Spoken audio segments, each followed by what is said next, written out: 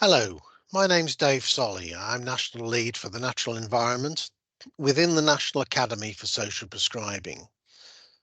I'm going to talk to you very briefly about green social prescribing, what it is and what it offers.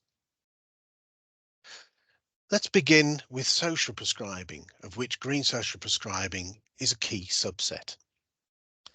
More than 20% of GP appointments are shown by evidence to be about wider social needs rather than acute medical issues.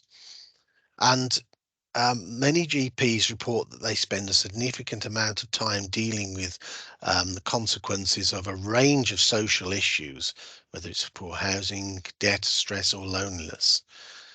Purpose of social prescribing is to help improve people's mental health and well-being outcomes, particularly where there is the greatest need.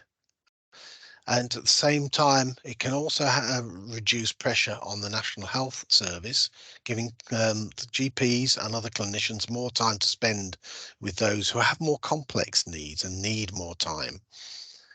And in addition, it's an opportunity to strengthen the connection between health systems and communities and grow community resilience, enabling connection between communities and those in need in local situations, and connecting those in need to support offers available in communities. So what is social prescribing? It is an approach that aims to improve health by connecting people to practical support and activities that matter to them. In the NHS, that mechanism is through such as the general practitioners, GPs, who are able to signpost people in need of support to a link worker who have time to connect with them and explore with them what matters to them, what is of interest to them. They are then able to connect people to community-based opportunities and services that they are likely to want to engage with and find of value, and that can give them practical and emotional support. This diagram gives an indication of the process whereby somebody is connected via a healthcare provider, a general practitioner, or it may be a community representative, to a link worker for a conversation about what is important to them before being connected onwards to community and voluntary sector support. So what is green social prescribing? This is the practice of supporting people to engage in nature-based interventions and activities that improve their mental health. Social prescribing link workers and professionals in allied roles again connect people to community groups for practical support based on, yet again, the what matters to you conversation. Evidence, including that collated in evidence summaries by the Academy, gives a strong basis for investing in nature-based interventions, from which it's possible that people may make a beneficial connection with nature, a nature connection, which individuals can also benefit where there are activities that take place in nature, whether those be walking, from growing plants for food, or for getting involved in managing natural space, or simply enjoying views and historic landscapes.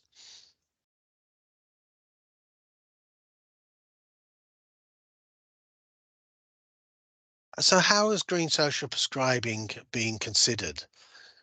And NASP was one of the partners that has invested in the testing of green social prescribing. Um, Green social prescribing piloting has been helping the health system to understand what change is needed to embed nature-based solutions in health systems, and whilst also exploring how it's possible to scale and spread the support opportunities so they are widely available. Currently, while the piloting phase has concluded, much of the work of the 7 pilots sites that have been supported under the programme is being embedded in local systems and delivery. And the cross-sector national partners, the Department of Environment, Food and Rural Affairs, Department of Health, Social Care, Natural England, Sport England, and NASP itself, alongside the National Health Service, are continuing to consider together what is necessary to embed the learning from the piloting and to support that scale and spread.